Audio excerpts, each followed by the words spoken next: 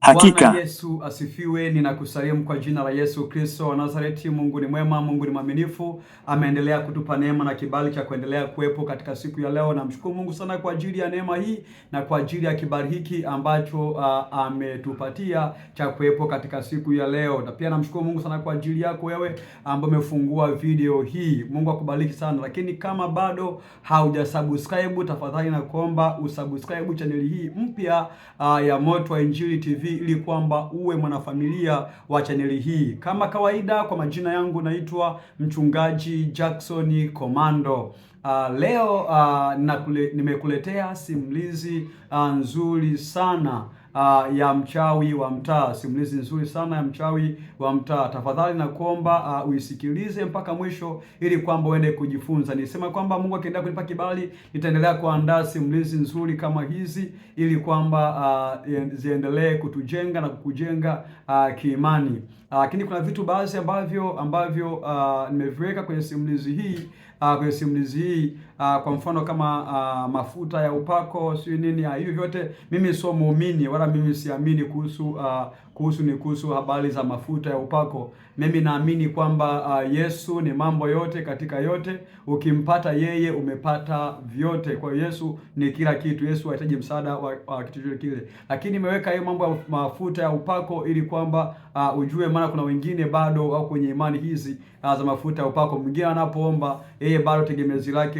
lipo kwenye mafuta ya upako. Na kuna kitu ambacho nimekiweka mwanzo ukisikiliza huwezi kuelewa kwa sababu mwanzo utamuona Juma kama vile ndio ana nguvu kuliko warokore, lakini mwisho wa siku kumbe alikuwa ni muongo. Na watu wengi huwa wanadanganywa na nini na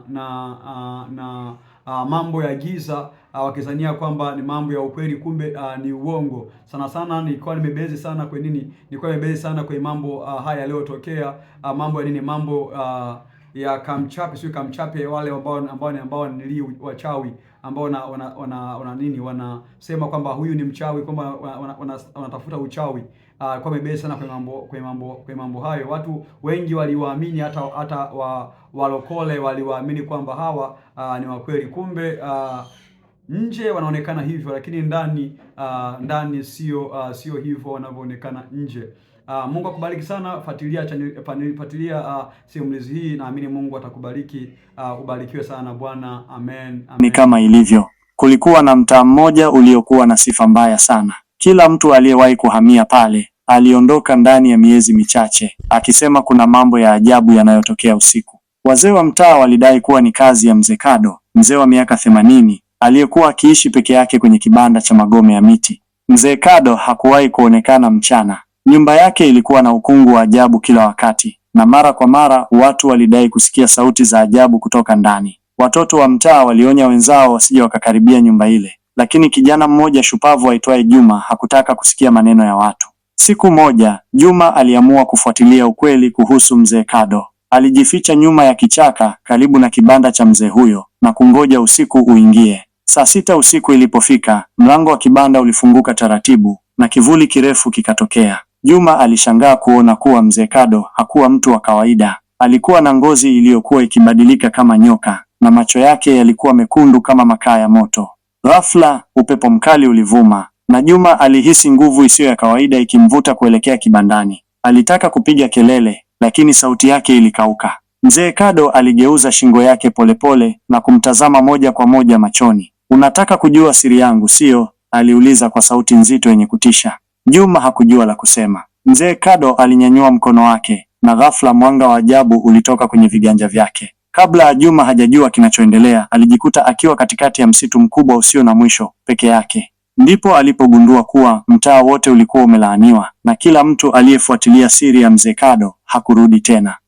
Juma alisimama katikati ya msitu ule wa kutisha, akihema kwa hofu. Kulikuwa na ukimya mzito uliomzunguka, isipokuwa sauti za upepo uliopuliza kwa nguvu juu ya miti mirefu. Aligeuka huku na hule, lakini hakuona njia ya kutoka.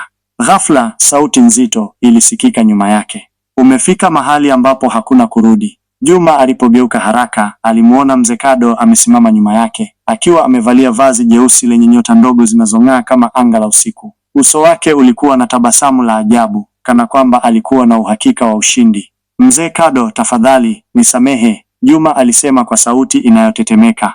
Mzee Kado alicheka kwa sauti ya kutisha. Wewe ni kijana mwenye udadisi mwingi, Juma. Sasa lazima ujifunze. Alinyanyua mkono wake juu na mara moja ardhi ikaanza kutikisika. Kutoka ardhini, mikono mieupe na ya mifupa ilianza kutoka nje, kama watu waliokuwa wamezikwa hai walikuwa wakijaribu kujinasua. Juma alipiga kelele na kurudi nyuma, lakini kabla hajapata nafasi ya kukimbia, upepo mkali ulimvuta hadi katikati ya duara kubwa lililochorwa ardhini kwa damu. Unajua ni kwa nini watu wananiogopa? Mzee Kado aliuliza, akitembea polepole kuelekea kwa Juma. Juma alitetemeka, lakini akakaza moyo wake. Kwa sababu wewe ni mchawi. Mzee Kado alitikisa kichwa. Hapana, kwa sababu mimi ni mlinzi wa siri za dunia. Watu wa mtaa hawajui kwamba mimi ndiye ninayelinda mahali hapa dhidi ya nguvu za giza halisi. Juma alimtazama kwa mshangao. Unamaanisha nini? Mzee Kado aliinua mkono wake tena, na mara hii badala ya giza, mwanga mkali ulitokea. Ndani ya mwanga ule, Juma aliona sura za viumbe wa kutisha, majoka yenye mabawa, watu wa kivuli na wanyama wa kutisha wasioweza kuelezewa kwa maneno. Majoka haya na viumbe hivi vinatoka kwenye ulimwengu mwingine, Mzee Kado alieleza. Zamani, kabla ya binadamu kujua uchawi, kulikuwa na mapepo yaliyotaka kutawala dunia. Mimi ndiye ninayeshikilia mipaka yao ili wasije kuingia tena. Juma aliduaa. Lakini mbona watu wa mtaa wanasema wewe ni mchawi mbaya? Mzee Kado alitabasamu kwa uchungu. Kwa sababu watu huogopa kile wasichokielewa. Nilifanya makubaliano na viumbe wa giza ili walinzi wa zamani waweze kufunga lango lao. Lakini sasa mlinzi mpya anahitajika, na wewe Juma umechaguliwa. Macho ya Juma yalipanuka kwa mshangao. Mimi? Hapana, siwezi. Mzee Kado aliweka mkono wake juu ya kichwa cha Juma. Mara moja Juma alihisi nguvu ya ajabu ikiingia mwilini mwake. Aliona kila kitu kwa macho tofauti: mtaa wake, watu wake, na hata viumbe wa giza waliokuwa wakivizia nyuma ya pazia la ukweli. Sasa una uwezo wa kuona kile watu wa kawaida hawawezi kuona, Mzee Kado alisema. Lakini bado hujui jinsi ya kutumia nguvu hizo. Utajifunza, lakini kwa sasa ni lazima urudi. Alipiga makofi mara 3 na ghafla Juma alijikuta akiwa tena nyuma ya kichaka, karibu na nyumba ya Mzee Kado. Lakini tofauti na mwanzo, sasa aliweza kusikia sauti ambazo hazikuwepo awali, milio ya viumbe wa giza wakivizia gizani, wakisubiri lango lifunguke. Juma alijua jambo moja: maisha yake hayangekuwa kama yalivyokuwa tena. Alikaa kitandani mwake usiku ule, macho yakiwa wazi kabisa. Kila alipofumba macho, aliona sura ya Mzee Kado na viumbe wa giza waliokuwa wakivizia nyuma ya ulimwengu wa kawaida. Alijihisi tofauti, alikuwa akiona mambo ambayo hapo awali hakuweza kuyaona. Kulikuwa na vivuli vilivyotembea mitaani, vikivuka kuta na kupotea gizani. Baadhi ya watu walionekana kuwa wa kawaida, lakini sasa Juma aliona jinsi baadhi yao walivyokuwa na macho ya rangi isiyo ya kawaida, au walivyokuwa na vivuli virefu zaidi ya miili yao. Saa 8 usiku, Juma aliamua kwenda nje kupumua hewa safi. Alipotoka, alihisi upepo wa baridi ukimzunguka. Alitembea taratibu kuelekea nyumba ya Mzee Kado, akihisi kuvutwa na nguvu zisizoeleweka. Alipofika pale, aligundua kitu cha kushangaza: mlango wa nyumba ya Mzee Kado ulikuwa wazi. Juma alisita kwa sekunde chache, kisha akaingia ndani. Ndani ya kibanda kile kulikuwa na taa moja tu iliyokuwa ikiwaka kwenye kona, ikitoa mwanga hafifu wa bluu. Mzee Kado aliita kwa sauti ya chini. Hakukuwa na jibu, lakini kabla hajafanya uamuzi wa kuondoka, karatasi ndogo ilipeperuka kutoka juu ya meza na kutua miguuni mwake. Aliichukua na kusoma. Juma, umechaguliwa. Sasa ni zamu yako kulinda mipaka ya dunia. Mimi nimeondoka, lakini utakapohitaji msaada, angalia kwenye kivuli chako. Juma alihisi hofu ikimjaa. Mzee Kado alikuwa ameondoka. Kwa nini? Na kivuli chake kina maana gani? Alitoka nje haraka, lakini mara hii aliona kitu cha ajabu. Kivuli chake hakikufanana na mwili wake tena. Kilikuwa kimegeuka na kuwa mrefu zaidi, na kilikuwa kikitetemeka kana kwamba kilikuwa kiumbe hai. Na hapo ndipo aliposikia sauti ya kwanza kutoka kwenye kivuli chake. Usiogope Juma, mimi ni msaidizi wako. Tupo wengi, lakini sasa jukumu liko kwako. Siku ya kwanza ya mafunzo imeanza. Juma alihisi mwili wake ukiwa mzito. Maisha yake ya kawaida yalikuwa yamekwisha. Sasa alikuwa mlinzi wa mtaa wake, mpiganaji dhidi ya viumbe vya giza. Chache baada ya Mzee Kado kutoweka, mambo yalianza kubadilika mtaani kwa Juma. Sasa alikuwa akiona viumbe wa giza wakivizia mitaani, lakini hakukuwa na mtu mwingine aliyeweza kuwaona. Lakini jambo moja lilimshangaza zaidi. Viongozi wa makanisa ya mtaa wake walianza kuhubiri kwa nguvu kuhusu kijana aliyepokea nguvu za kishetani. Walokole walizunguka mtaa wakihubiri kwa sauti kubwa kwamba uchawi umeingia na kwamba kulikuwa na mtu aliyekuwa akishirikiana na giza. Juma alijua walikuwa wakimzungumzia yeye. Siku moja alitembea kuelekea sokoni, lakini watu walimtazama kwa macho ya shaka. Wengine walimnong'onezea wenzao na wengine walimsogelea moja kwa moja. Juma, mchungaji Mwakalonge alimuita kwa sauti nzito, tunasikia mambo mabaya kuhusu wewe. Juma alisimama kwa heshima. Mchungaji, mambo gani hayo? Mchungaji alimkazia macho. Usitufanye wajinga. Tumekuwa tukiomba na kufunga kwa ajili ya mtaa huu, lakini tangu mzee Kado aondoke, tumegundua kwamba kuna nguvu mpya ya giza inayozunguka hapa, na wewe ndio uliyebeba mzigo wake. Watu walishangilia kwa sauti, ameni, ametawala na nguvu za giza.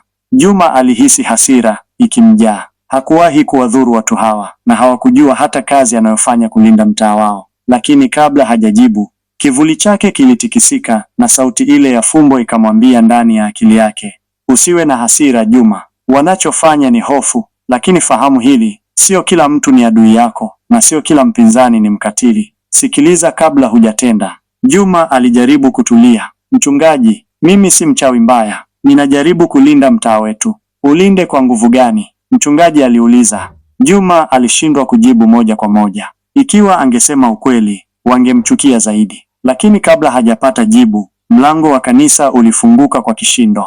Kabla ya mtu yeyote kuelewa kilichotokea, upepo mkali ulivuma na taa zote za barabarani zikazimika. Giza zito lilifunika mtaa mzima. Watu walianza kupiga kelele. Juma alihisi mwili wake ukitetemeka. Sasa alielewa. Wakati walokole wakipinga uwepo wake, giza halisi lilikuwa limeanza kushambulia mtaa. Giza lililokuwa limefunika mtaa lilikuwa na uzito wa ajabu, kana kwamba halikuwa giza la kawaida. Lilimeza kila mwanga, likiacha kila mtu akihisi baridi kali na hofu isiyoelezeka. Watu waliokuwa wakimtuhumu Juma sasa walipiga kelele za kuomba msaada. Yesu, tusaidie. Mungu, tuepushe na nguvu hizi za giza. Juma alisimama katikati ya mtaa, moyo wake ukidunda kwa kasi. Kivuli chake kilianza kutetemeka, kisha kikamnong'oneza ndani ya akili yake. Hili si giza la kawaida Juma. Kuna kitu kibaya zaidi kinachotaka kuingia katika ulimwengu huu.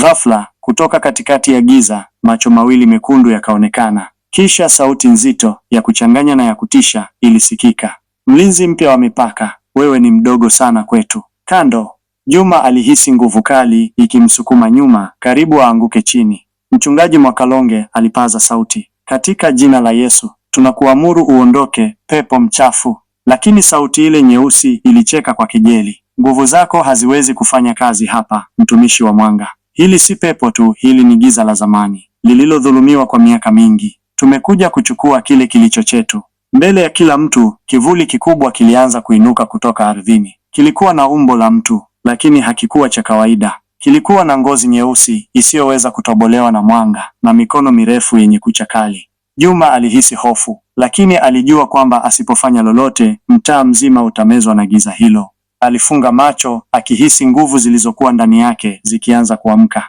Mkono wake wa kulia ulianza kuwaka mwanga wa hudhurungi, na ghafla giza lililoizunguka mitaa lilianza kurudi nyuma. Watu walitazama kwa mshangao. Mchungaji Mwakalonge alimtazama Juma kwa macho makubwa. Hiyo ni nguvu gani unayotumia kijana? Juma hakujua la kusema. Alijua kuwa alihitaji nguvu za imani ya watu hawa ili kupambana na giza, lakini pia alihitaji kueleza kuwa yeye si mchawi wa kuangamiza bali mlinzi wa dunia.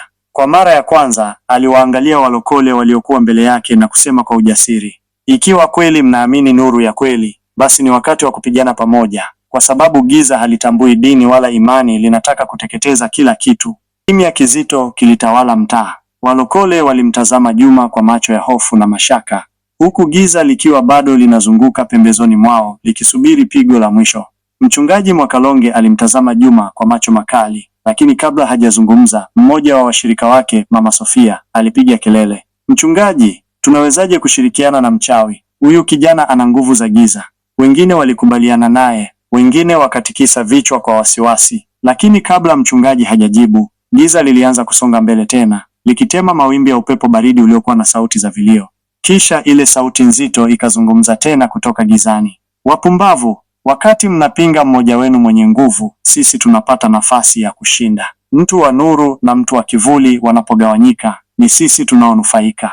Kwa mara ya kwanza, Mchungaji Mwakalonge alionekana kuwa na wasiwasi. Alijua kwamba hakukuwa na njia nyingine ya kutoka, ama wakubali kusaidiana na Juma ama wote waangamie. Aliinua mkono wake juu na kupaza sauti, watu wa Mungu, hatuwezi kuruhusu giza litumege. Ikiwa huyu kijana anaweza kupambana nalo, basi lazima tujue kwa uhakika yuko upande gani. Juma alikaza meno, niko upande wa wanaolinda mtaa huu.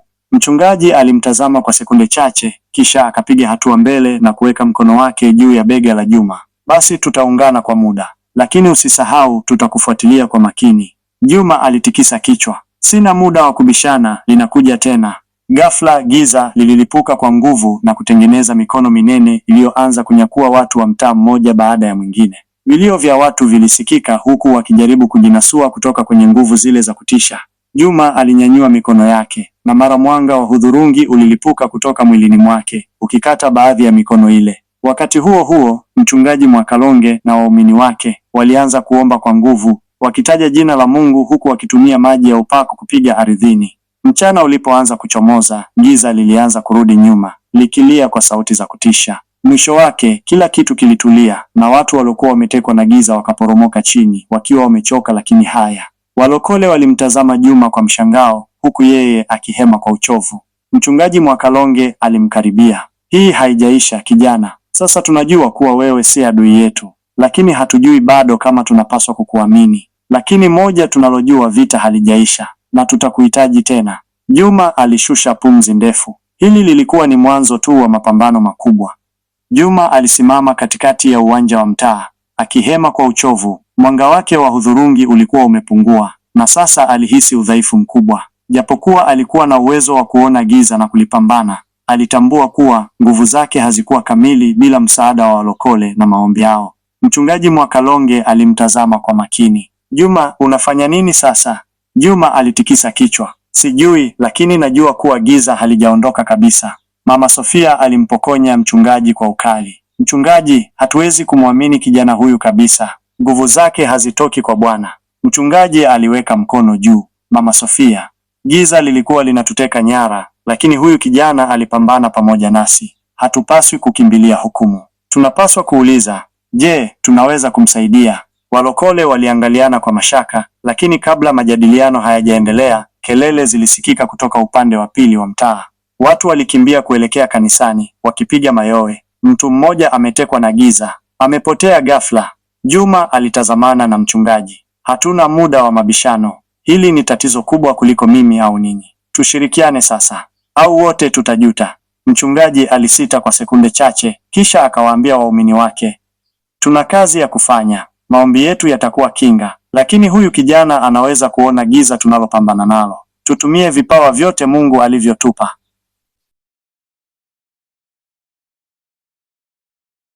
Hakika, hadithi imechukua mkondo wa kushtua. Hapa ni kama ilivyo.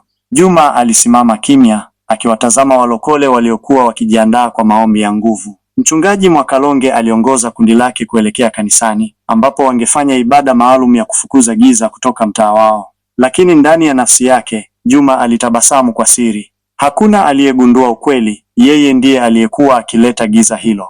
Alikuwa amejifanya kuwa mlinzi wa mtaa, akijenga imani ya watu na kuwafanya waamini kwamba alikuwa upande wao. Lakini ukweli ni kwamba kila giza liliposhambulia, Juma alihakikisha linashindwa kidogo tu, sio kabisa. Alifanya hivi kwa makusudi. Kwa kila shambulizi la giza, watu walizidi kumtegemea. Walokole, hata wale waliomshuku, walianza kumwona kama mtu wa muhimu. Na hiyo ndiyo ilikuwa mipango yake tangu mwanzo. Sasa, kanisa lote lilipokuwa limekusanyika kwa maombi, Juma alijua muda wake wa kweli ulikuwa umefika. Alisogea polepole, akihisi kivuli chake kikitetemeka kwa furaha. Mchungaji Mwakalonge alipaza sauti, leo tunavunja minyororo ya giza kwa jina la Yesu. Hakuna nguvu za giza zitakazoshinda mtaa huu. Waumini walishangilia na kupiga makofi, lakini Juma alihisi nguvu nyingine ndani ya kuta za kanisa. Nguvu ya kweli, nguvu ambayo ilimzuia kuendelea na mipango yake kwa sasa. Alijua kwamba kama angejaribu kufanya lolote mbaya pale, angeangamizwa na maombi yao. Alijiinamia, akijifanya kuomba, lakini akili yake ilianza kupanga hatua inayofuata. Alipaswa kupata njia ya kuzima nguvu za kanisa hili, kabla hawajagundua ukweli wake. Juma alijiinamia mbele ya madhabahu, akijifanya kushiriki katika maombi ya nguvu. Ndani yake alitabasamu kwa siri. Hakuna aliyegundua kwamba yeye ndiye aliyekuwa chanzo cha giza walilokuwa wakilipinga kwa bidii. Mchungaji Mwakalonge aliendelea kuomba kwa nguvu. Bwana, tunavunja kila nguvu ya giza iliyoshikilia mtaa huu. Tumechoka kushambuliwa. Tunataka nuru yako itawale hapa. Waumini walishangilia, wakipaza sauti, Ameni, ameshinda. Lakini Juma alihisi kitu kingine, mipango yake ilikuwa hatarini. Ikiwa kanisa lingeendelea kuomba kwa nguvu namna hii, giza lake lingeanza kupoteza nguvu zake mtaani. Alipaswa kufanya kitu cha haraka ili kuzuia hilo. Akaamua kucheza karata yake ya siri. Alijifanya kupata maono, akainua kichwa chake ghafla na kupiga kelele, Mchungaji, nimeona jambo. Kanisa lote lilinyamaza. Watu wakamwangalia kwa mshangao. Mchungaji Mwakalonge alimsogelea haraka. Jambo gani kijana? Juma alijifanya kuwa na hofu, akitikisa kichwa kama mtu aliyepokea mafunuo mazito. Bwana amenionyesha kuwa kuna msaliti kati yetu. Kuna mtu ndani ya kanisa hili anayefanya kazi na giza, na yeye ndiye anayewaita hawa viumbe wa giza waje kutushambulia.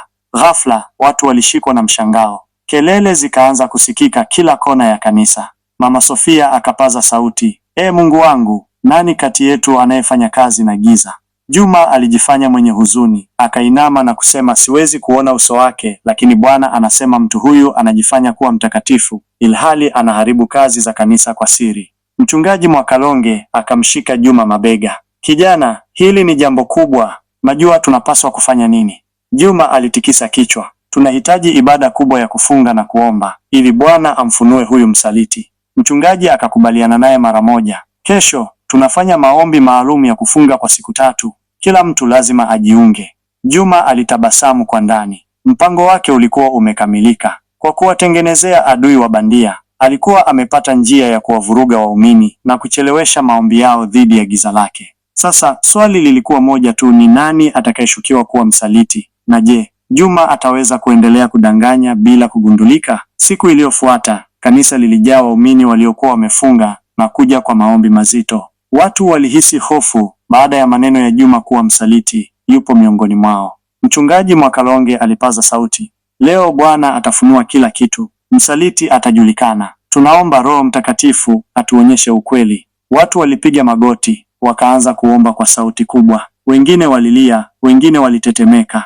Juma alisimama pembeni, akijifanya kuomba, lakini moyoni alikuwa akifurahia vurugu alizozisababisha. Alijua hakuna msaliti wa kweli, msaliti alikuwa yeye, lakini aliweza kuficha ukweli kwa akili na ujanja. Ghafla, Mama Sofia alisimama na kupaza sauti, ninaona kitu, Mungu ananionyesha jambo. Kanisa lote liligeuka kumtazama.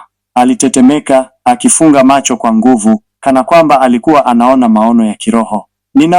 Ninaona giza likizunguka mtu huyu yupo hapa, yupo kanisani leo. Watu walishikana na kuanza kuomba kwa nguvu zaidi. Juma alihisi wasiwasi kwa mara ya kwanza. Ikiwa Mama Sofia angeona kweli, basi angejulikana. Mchungaji Mwakalonge alimsogelea Mama Sofia. Ni nani huyo dada yangu? Mama Sofia alitetemeka zaidi, akishusha pumzi nzito, kisha akainua kidole. Juma alihisi mwili wake ukikauka kwa hofu. Lakini kidole cha Mama Sofia hakikumuelekea yeye.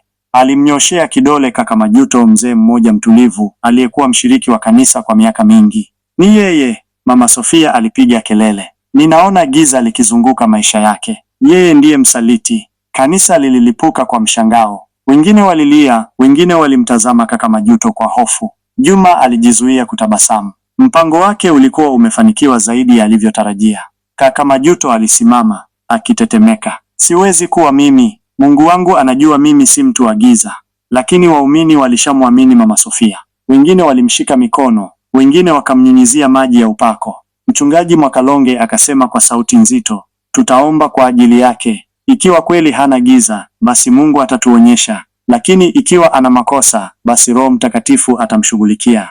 Juma alijifanya mwenye huzuni, lakini ndani yake alifurahia. Aliwafanya watu wa kanisa kupoteza umakini. Badala ya kupambana na giza halisi, sasa walikuwa wakipigana wao kwa wao. Lakini kabla hajamaliza kufurahia ushindi wake, alihisi kitu cha ajabu, joto kali lililokuwa likimzunguka.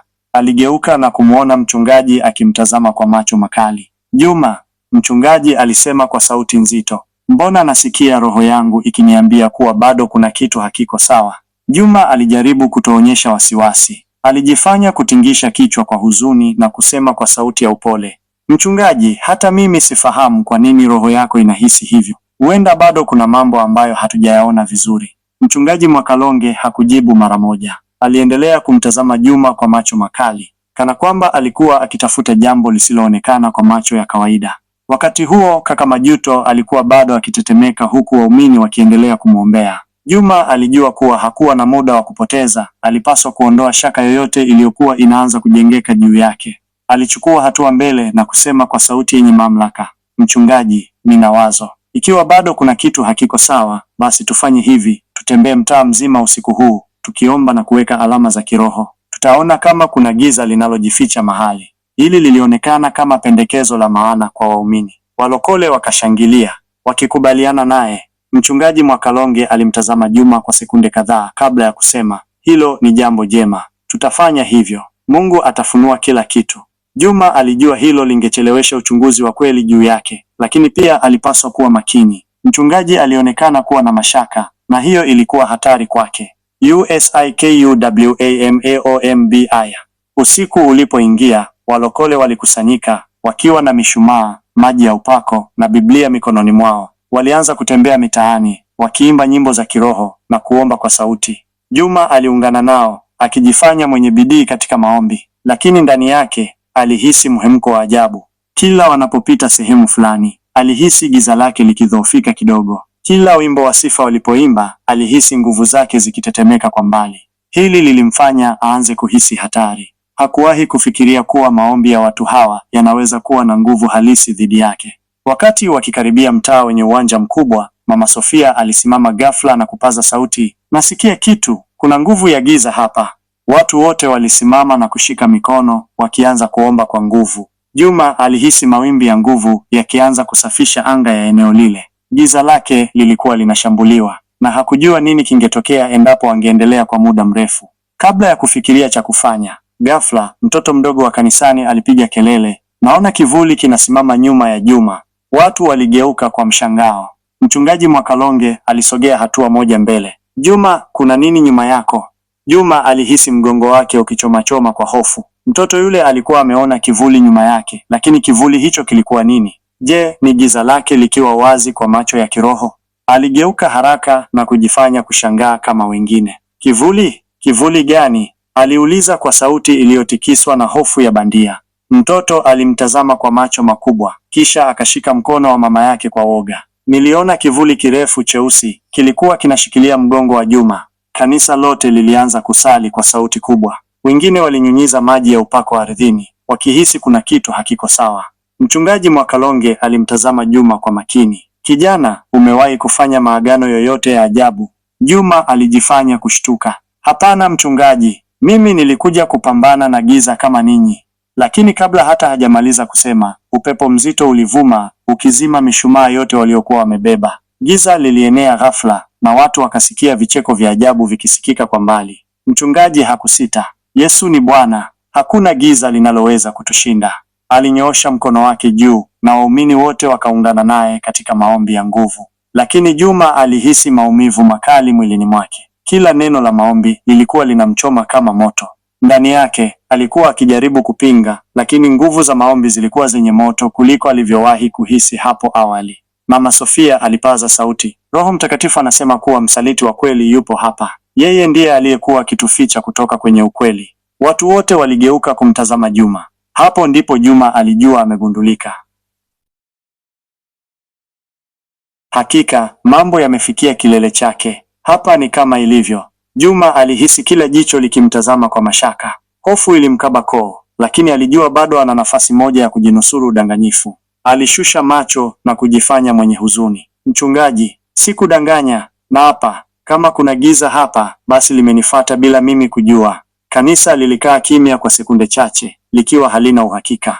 Lakini kabla hata mtu hajajibu, upepo mwingine mkali ulivuma, ukichanganya mavumbi na kuwafanya watu washikane kwa hofu. Ghafla, sauti nzito ilisikika kutoka gizani. Juma, muda wako umefika.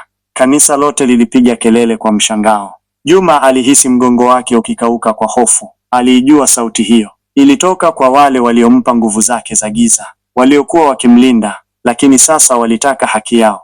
Mchungaji Mwakalonge alipaza sauti kwa mamlaka. Kwa jina la Yesu, nani anazungumza? Sauti ile ilicheka kwa kejeli. Yule unayemlinda ndiye aliyekuwa akileta giza lenu. Mmeaminije mwongo? Kanisa lote lilitazamana kwa mshangao. Mama Sofia alimtazama Juma kwa macho makali. Kwa hiyo ni kweli, Juma, wewe ndiye chanzo cha giza hili? Juma alijua hana pa kujificha tena. Mchezo wake ulikuwa umefika mwisho. Aliinama kidogo, kisha akatabasamu kwa kejeli. Uso wake ukageuka wa giza, macho yake yakameta kwa mwanga mwekundu hafifu. Nyie walokole mlishanipokea kama mkombozi wenu, si ndio? Aliuliza kwa sauti ya dharau. Lakini ukweli ni huu, siku zote nilikuwa mmoja wao. Nilikuwa wa giza tangu mwanzo. Kanisa lililipuka kwa maombi ya ghafla, watu wakinyanyua mikono juu wakimlilia Mungu. Lakini sasa, Juma hakuwa na muda wa kuendelea kucheza. Wale waliompa nguvu walishamtaka. Hakuweza tena kujificha nyuma ya hila. Mchungaji Mwakalonge alisimama mbele yake, akiinua Biblia juu. Kwa jina la Yesu, tunavunja kila pingu za giza. Juma, bado unayo nafasi, tubu sasa. Juma alitabasamu kwa kejeli. Nimetoka mbali sana mchungaji, hamwezi kunirudisha tena. Akaanza kurudi nyuma taratibu, lakini kabla hajapiga hatua zaidi, mwanga mkali wa kiroho ulitokea katikati ya uwanja. Nguvu za kanisa zilikuwa zimekusanyika na sasa giza halikuwa na pa kujificha. Juma alihisi mwili wake ukitetemeka, nguvu zake zikianza kupotea. Hili halikuwa kwenye mpango wake. Lazima nitoke hapa, alijisemea kimoyomoyo, lakini kabla hajachukua hatua nyingine, mwanga ule ulimwangukia moja kwa moja. Juma alipiga ukulele wa uchungu, mwili wake ukitikisika kwa maumivu.